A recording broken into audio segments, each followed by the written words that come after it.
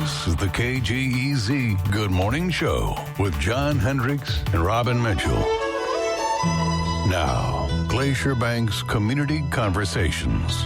15 minutes with one of Northwest Montana's newsmakers. Glacier Bank's totally free checking saves you both time and money. Visit your nearest Glacier Bank office today. There's a convenient location near you. Glacier Bank, member FDIC, and an equal housing lender. And today we welcome gubernatorial candidate Ryan Busse and lieutenant governor candidate Raph Graybill. Good morning, folks. Good morning, guys. Hey, we're glad to be with you guys. Hope it's all well. We're out on the road, but sounds like it's beautiful in Kalispell. We'll be back there soon. Well, it's beautiful, but you better get back soon because it's going to change. Yeah, but if you're back this weekend in time to do yard work, it's going to be warming up again. Oh, yeah, well, there's always yard work to do, you know. Yeah. Well, Ryan, I've discovered that we're neighbors. I lived down the road from you on Lakeshore Drive, and I'm wondering, when you're governor, can you do something about that Hanyak? It's got the signs there on the way up to your place. All right, so we got a little craziness going on up there. I'm not quite sure what all the signs are about, but yeah, we've got some code violations, let's just say, in our neighborhood. Maybe we could team up. Let's do a remote radio show up there, call folks in, and have them come visit that thing. I think that's a terrific idea. I'm being a little sarcastic here, but, I don't think there's anybody that lives up there that, except maybe that guy, that is happy about that situation.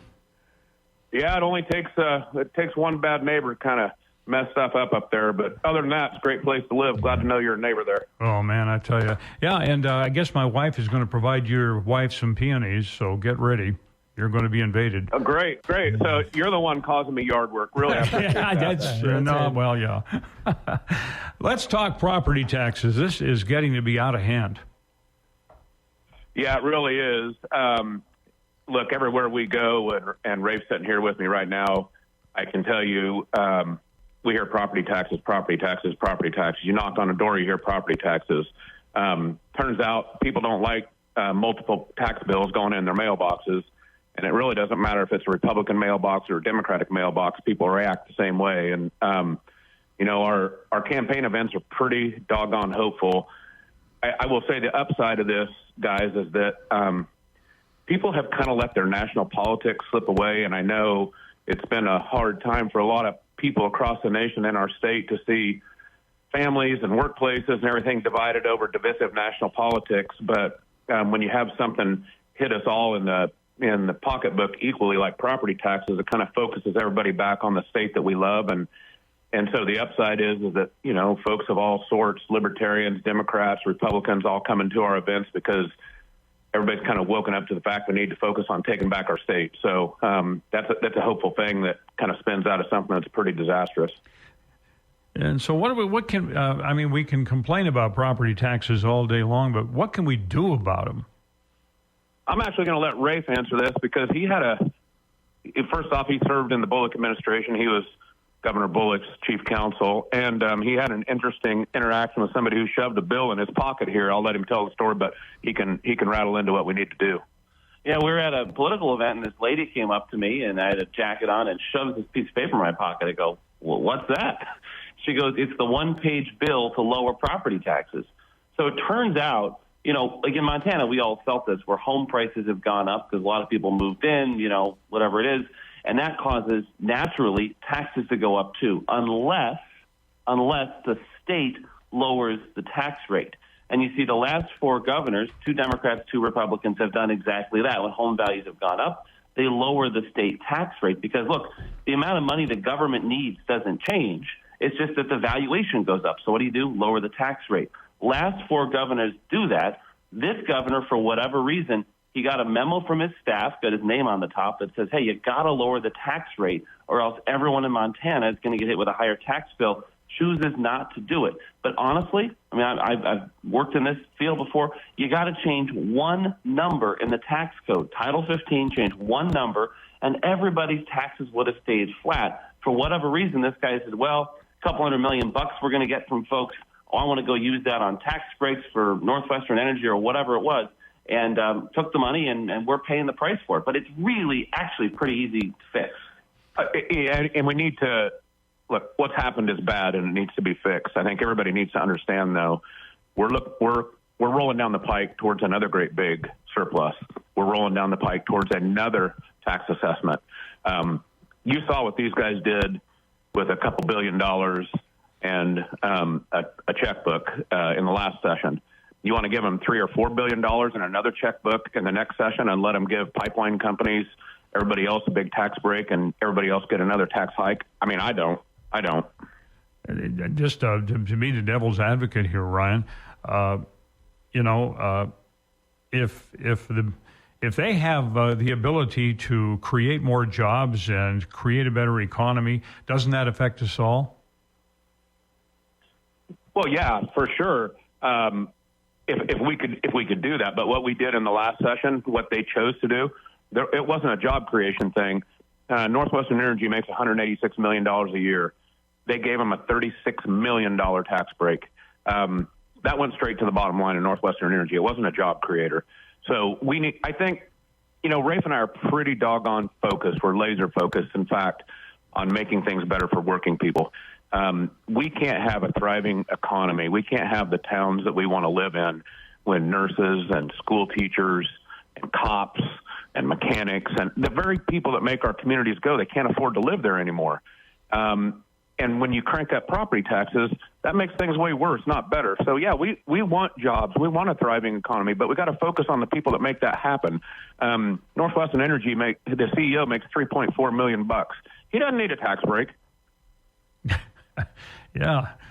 Wow. My wife was taking some visitors up to Big Mountain, and there's lots up there.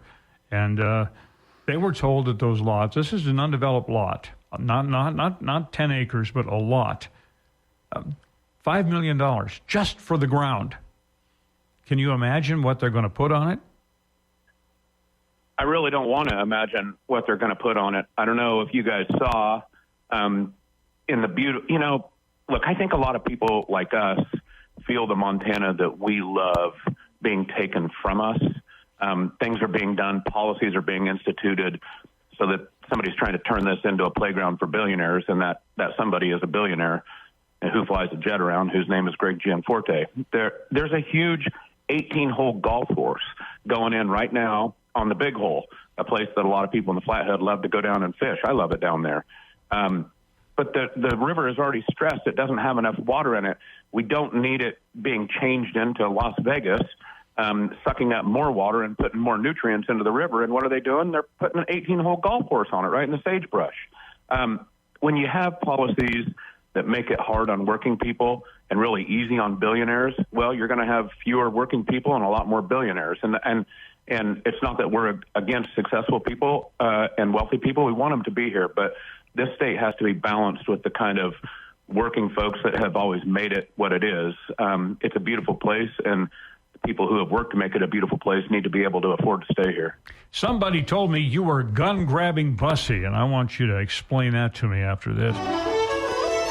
Glacier Bank's Community Conversations. Here again is John Hendricks. And today, gubernatorial candidate Ryan Busse and Lieutenant Governor candidate Raph Graybill.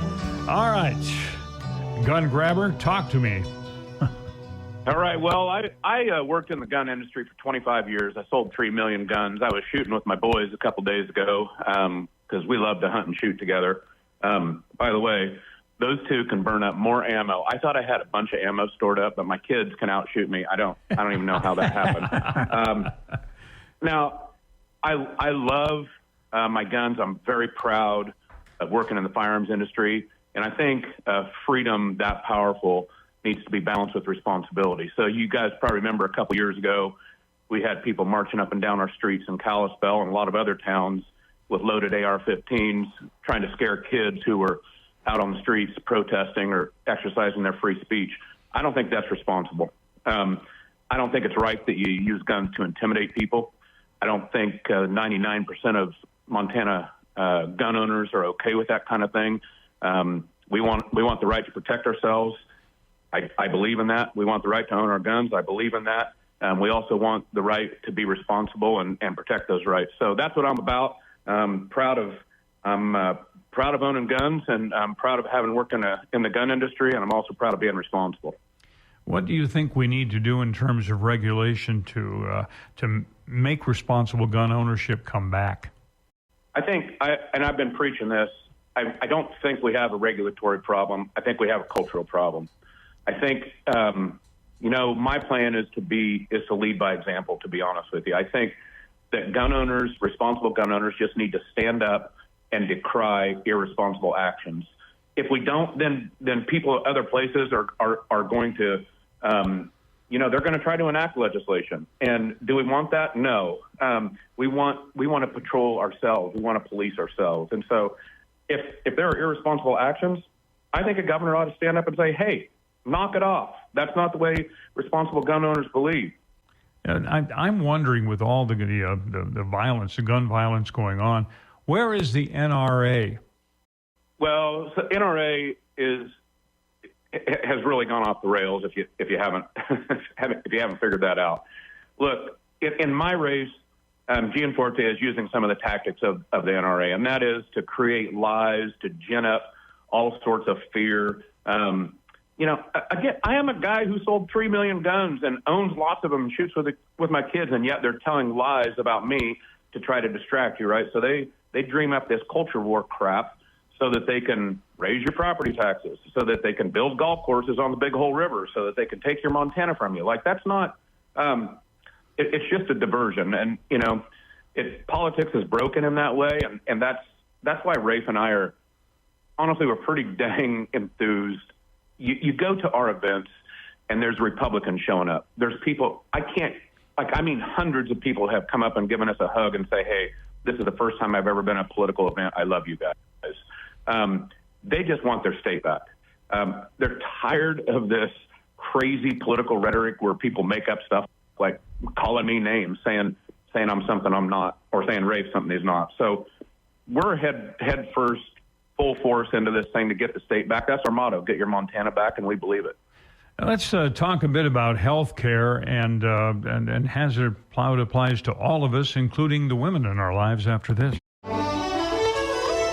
Glacier Bank's Community Conversations. Here again is Robin Mitchell. We're talking to Kalispell's Ryan Busse and his Lieutenant Governor candidate, Raph Graybill, this morning.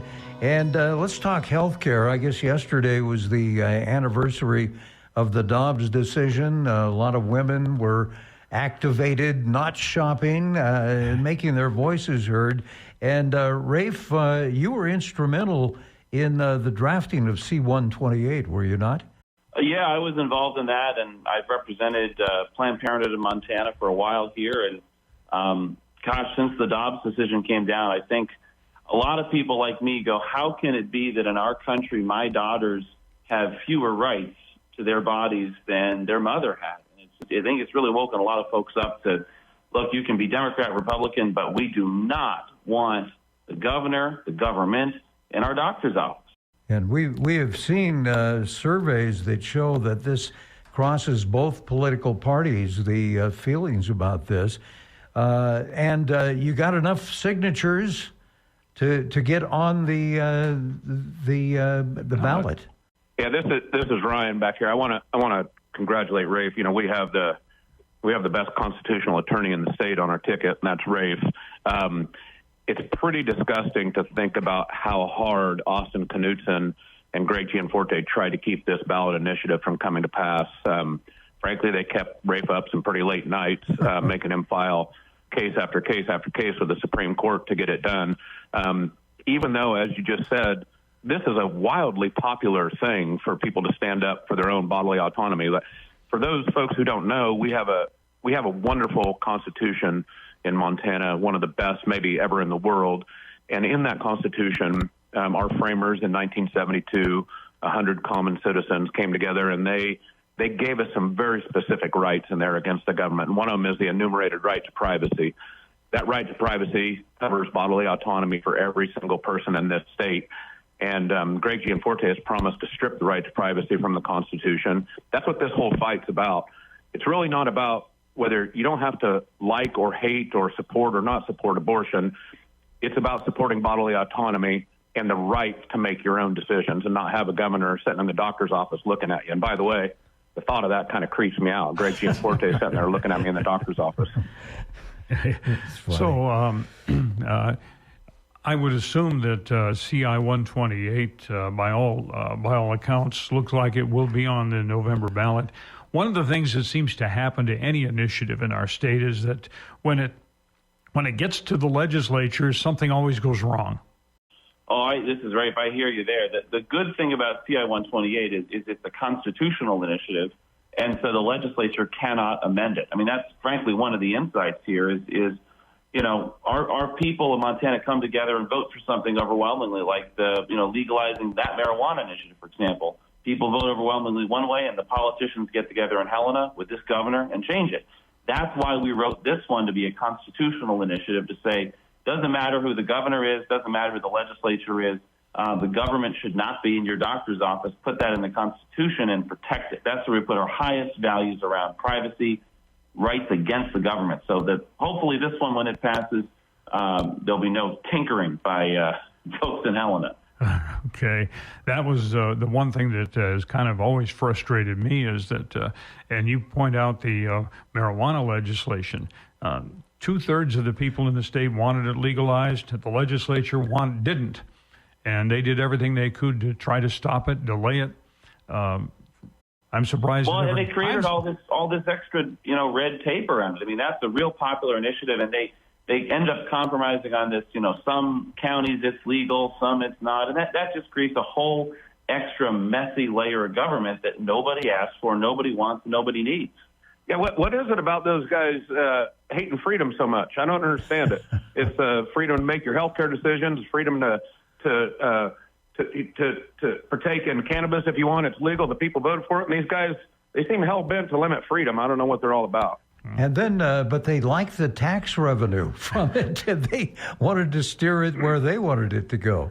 So, well, as you guys are probably aware, there wasn't very much good that came out of the last legislature.